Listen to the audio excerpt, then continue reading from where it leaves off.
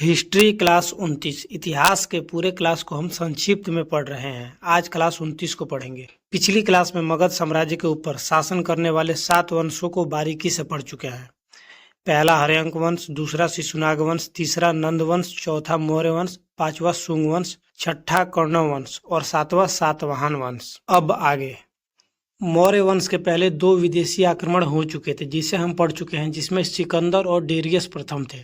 इसके बाद मौर्य वंश के समय 2 विदेशी आक्रमणकारी आए, एक डेमेट्रियस और दूसरा मिनांडर।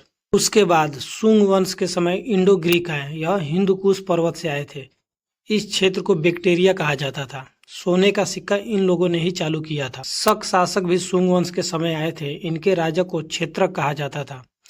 इन्हें मध्य एशिया से यूची कबीलों वालों ने भगाया था। तब यह भारत में आके 5 भाग में बट गए। पहला कांधार जो कि आज के अफगानिस्तान में है, दूसरा तक्षशिला में जो कि आज के पाकिस्तान में है, तीसरा मथुरा जो कि उत्तर प्रदेश में है, चौथा उज्जैन जो कि मध्य प्रदेश में है और पांचवा नासिक जो कि महाराष्ट्र में है। कांधार और तक्षशिला के शकों के बारे में कुछ खास खबर नहीं है क्योंकि ये भारत से बाहर थे, इसलिए इन्हें पढ़ने का भी कोई खास मतलब नहीं बनता।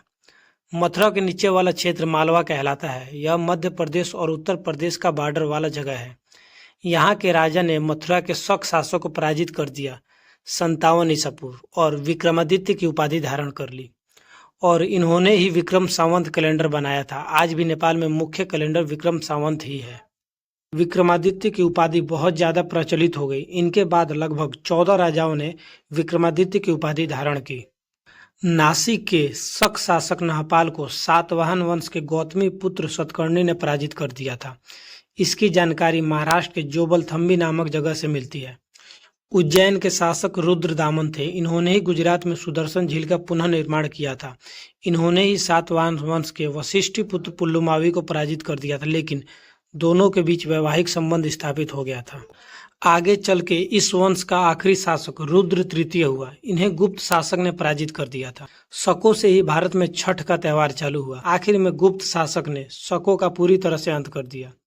इनके बाद आए पहलव वंश। इनमें कोई भी योग्य नहीं था, इसलिए इतिहास में इन्हें कोई खास जगह नहीं मिलता। इसके बाद कुषाण वंश आए। यूची कबीले में ही 5 भाग था जिसमें हुंड थे, उसी में से एक कुषाण भी थे। यह लोग पूरी तरह से लुटेरे थे। इस वंश के पहले शासक थे कुडुल कडफिसस। इनको बौद्ध धर्म वाले से प्रेरणा मिली और इन्होंने बौद्ध धर्म को अपना लिया था। इनके बाद वीम कडफिसस आए। इन्हें कश्मीर में शिव भक्तों से प्रेरणा मिली और इन्होंने शैव धर्म को अपना लिया था। इस वंश का सबसे प्रतापी शासक कनिष्क थे। इन्होंने बौद्ध धर्म को अपना लिया था। इन्हीं के समय में चौथी बौद्ध संगीति हुई थी। इन्होंने 78 ईस्वी में अपना राज्याभिषेक करवाया था। कनिष्क ने ही शक संवत कैलेंडर को लाया था। इसे लाया कनिष्क ने था, लेकिन इसका उपयोग ज्यादातर शक शासकों ने किया था। इस कारण इतिहासकारों ने इसे शक संवत कह दिया।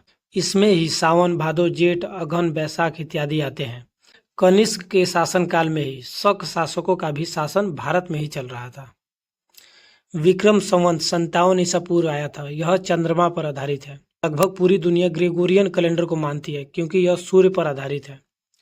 कनिष्क ने 78 ईस्वी में शक संवत लाया। यह भी चंद्रमा पर आधारित है। इन सब के बारे में हम किसी वीडियो में संक्षिप्त में पढ़ेंगे। आज के क्लास में इतना ही। धन्यवाद।